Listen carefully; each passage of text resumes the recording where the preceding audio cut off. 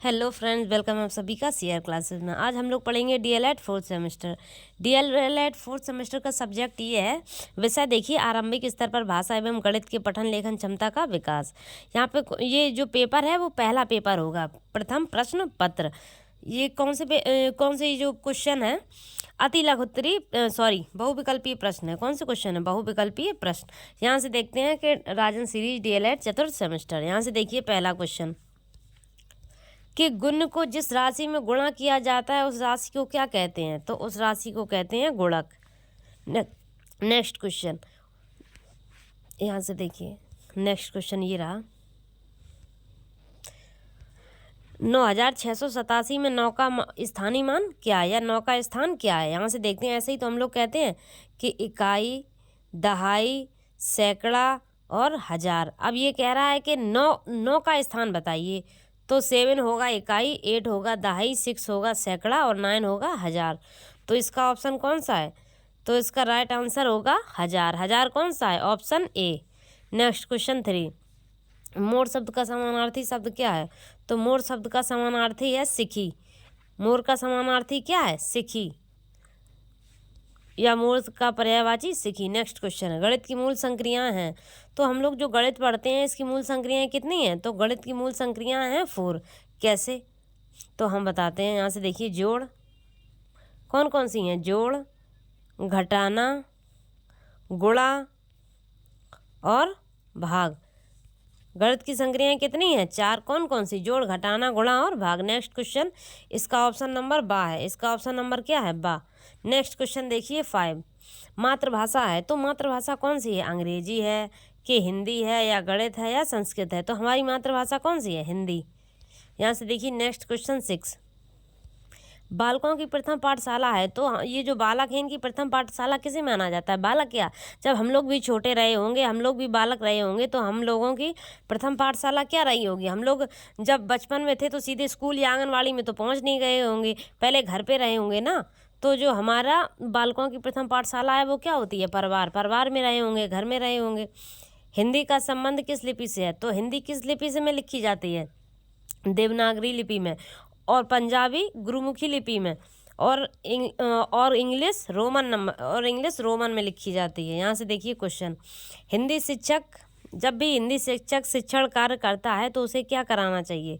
तो उसे सास्वर वाचन भी कराना चाहिए और मौन वाचन भी कराना चाहिए, यानी कि ऑप्शन सा और व दोनों।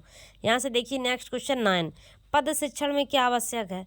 देखो दो चीज़ें याद रखना। अगर कहें पद शिक्षण तो पद शिक्षण में सास्वर वाचन, पद शिक्षण में सास्वर वाचन और गद्य शिक्षण में मौन वाचन। तो इसमें ऑप्शन होगा सास्वर वाचन। पद शिक्षण में आवश्यक है सास्वर वाचन।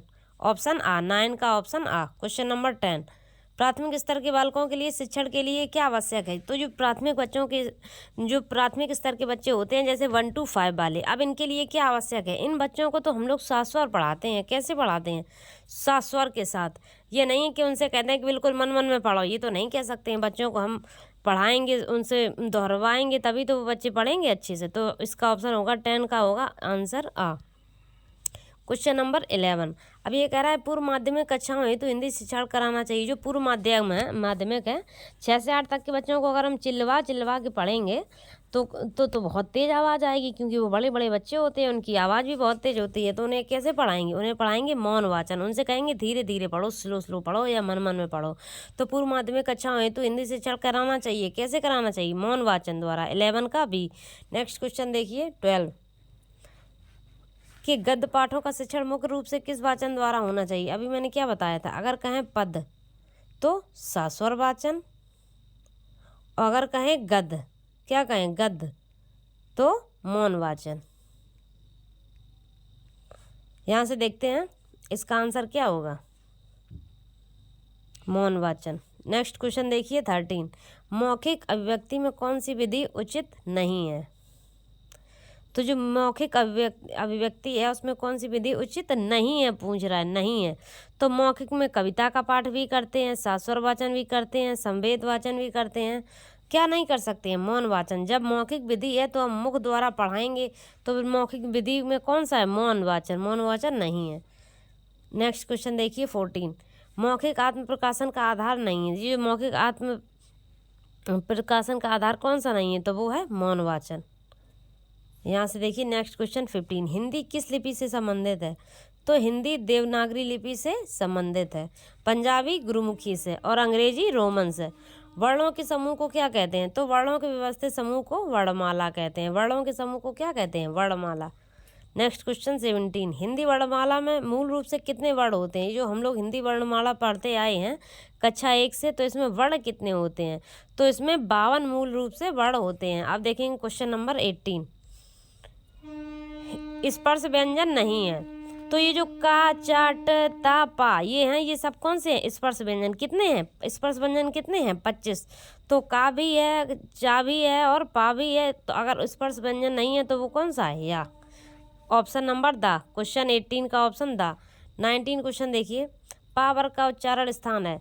जैसे हम लोग देखते हैं का, चट, तप, का, चट, तप, कंठ, तालु, मूर्धा, दंत, ओष्ठ, तो पा वर्ग कौन सा है, ओष्ठ।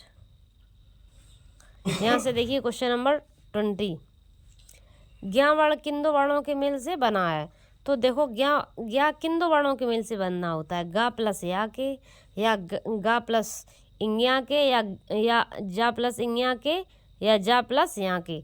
तो जो ज्ञा बनता है, ज्ञा कैसे बनता है, वो बनेगा जा से, जा में हलंत लगा होगा प्लस इंग्या से, इन दो अक्षरों के मेल से बनता है ज्ञा, ज्ञानी।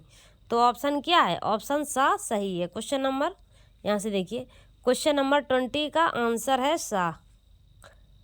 नेक्स्ट क्वेश्चन देखते हैं 21, अंग और आहा से, अंग से अंगूर और आहा से खाली वर्ण हैं जो, वो क्या कहलाते हैं, तो वो कहलाते हैं अयोग्य वाह। अंग से अंगूर और आहा से खाली वर्ण क्या कहलाएंगे, कहेंगे अयोग्य वाह। यहाँ से देखिए क्वेश्चन नंबर 22, साइलेंट मूक या मौन वर्णों का प्रयोग होता है, तो साइलेंट मूक या मौन वर्णों का प्रयोग किसमें होता है, अंग्रेजी में। जैसे कैसे, जैसे हम लोग कहते हैं नी, तो नी कहा जबकि लिखा होता है KNEE, तो इसमें साइलेंट क्या रहा, के। जैसे हम कहते हैं नो, नो मीन्स जानना, KNOW, जबकि कभी भी किनो नहीं कहेंगे, क्या कहेंगे, NOW, नो। हमेशा ये कहेंगे कि नो, जबकि पूरी मीनिंग क्या है, KNOW, और हम लोग सिर्फ कहते हैं नो, कभी के बोलते हैं क्योंकि के साइलेंट है। तो अगर कहें कि साइलेंट या मौन वर्णों का प्रयोग होता है, तो वो किस में होता है, अंग्रेजी भाषा में। अब देखेंगे नेक्स्ट क्वेश्चन, महाप्राण होते हैं। देखो 1, 3, 5 प्रत्येक वर्ग का पहला, तीसरा, पांचवा अक्षर अल्प प्राण और दूसरा, चौथा महाप्राण। जैसे यहाँ पे देखिए स्पर्श व्यंजन कितने होते हैं, 25। तो यहाँ पे देखिए जैसे लिखा होता है का कबूतर, खा खरगोश, गा गमला, घा घड़ी, इंगिया खाली, यही तो होता है। तो जो का कबूतर है 1, 3, यहाँ से देखिए 1, 3, 5 अल्प प्राण है और 2 और 4 महाप्राण है। 2 और 4 कैसे हैं, महाप्राण। तो जैसे जैसे हम लोग कहेंगे का, तो कम मेहनत लगती है। जब कहेंगे खा, तो गले से तेज आवाज़ निकालनी पड़ती है, थोड़ी ज़्यादा मेहनत लगती है। जब कहेंगे गा, तो गा तो आराम से बोल लेंगे। जब कहेंगे घा, तो थोड़ी और मेहनत लगानी पड़ती है। तो अगर कहें अल्प प्राण, तो 1, 3, 5 महाप्राण, तो 2, 4 प्रत्येक वर्ग का पहला, तीसरा, पांचवा अक्षर अल्प प्राण है, दूसरा, चौथा अक्षर महाप्राण है। अब यहाँ से देखिए क्या पूछ रहा है, ये क्वेश्चन पूछ क्या रहा है कि महाप्राण वर्ण कौन से हैं। तो यहाँ से देखेंगे हम लोग वर्ण वो बना लेंगे पूरी। यहाँ से देखिए का, खा, गा, घा, इंगिया, ठीक। तो देखो का और गा कैसे हैं, का और गा अल्प प्राण है, क्योंकि 1, 3 आ रहे हैं, जबकि महाप्राण कैसे होते हैं, दूसरा और चौथा अक्षर।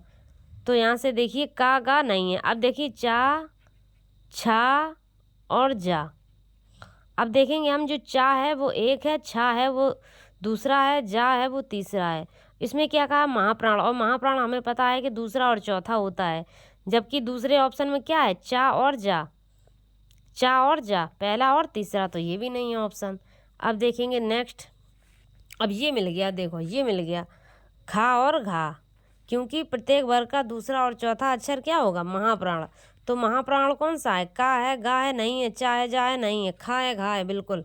तो ऑप्शन नंबर सा। नेक्स्ट क्वेश्चन देखिए, संज्ञा शब्द होते हैं। तो संज्ञा शब्द कैसे शब्द होते हैं, विकारी शब्द। नेक्स्ट क्वेश्चन, सर्वनाम के भेद होते हैं। तो सर्वनाम के कितने भेद होते हैं? 6। नेक्स्ट क्वेश्चन, वाच्य कितने प्रकार के होते हैं? तो वाच्य होते हैं 3 प्रकार के, कर्तवाच्य, कर्मवाच्य और भाववाच्य। वाच्य कितने प्रकार के होते हैं? 3 प्रकार के, कर्तवाच्य, कर्मवाच्य और भाववाच्य। नेक्स्ट क्वेश्चन देखिए 27, निम्नलिखित में से उद्धरण विराम चिन्ह कौन सा है? तो ये है ऑप्शन नंबर सा। यहाँ से देखिए नेक्स्ट क्वेश्चन, संबोधन निर्माण का चरण है तो मिलान करना, तुलना करना, व दोनों। Thanks for watching. अगर आपको मेरी क्लास अच्छी लगी हो तो प्लीज़ लाइक करें, सब्सक्राइब करें। हम आपके लिए ऐसी एजुकेशन वीडियो लाते रहेंगे। Thanks for watching everyone.